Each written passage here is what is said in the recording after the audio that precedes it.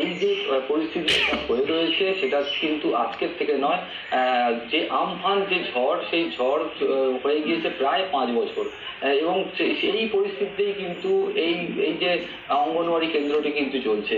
একদিকে তিরপলের ছাউনি, অন্যদিকে অস্বাস্থ্যকর পরিবেশ। এবং তুমি জানো এই মুহূর্তে বর্ষাকাল, বুঝতেই পারছো বিষয়টা কতটা অস্বাস্থ্যকর পরিবেশ। এবং এই যে অভিযোগ গ্রামবাসীদের, তারা কিন্তু এই যে বিষয়টা নিয়ে পঞ্চায়েত থেকে শুরু করে বিভিন্ন দপ্তরে কিন্তু জানানো হয়েছে, কিন্তু কোনো সুরাহা হয়নি।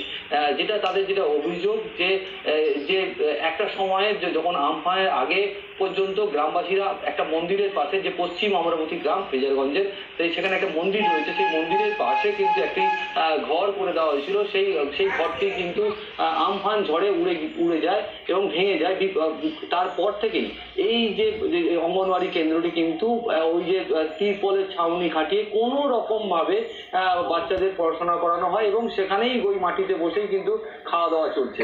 এই যে এই বিষয় নিয়ে কিন্তু প্রশাসনের তরফ থেকে যেটা দাবি করা হয়েছে, যে গ্রামবাসীদের তরফ থেকে কোনো জায়গা আপাতত দেওয়া হয়নি, এবং সেই কারণে এই অঙ্গনওয়াড়ি কেন্দ্রটি এই পরিস্থিতি হয়ে রয়েছে। তবে গ্রামবাসীদের অভিযোগ কিন্তু উল্টো, যে এই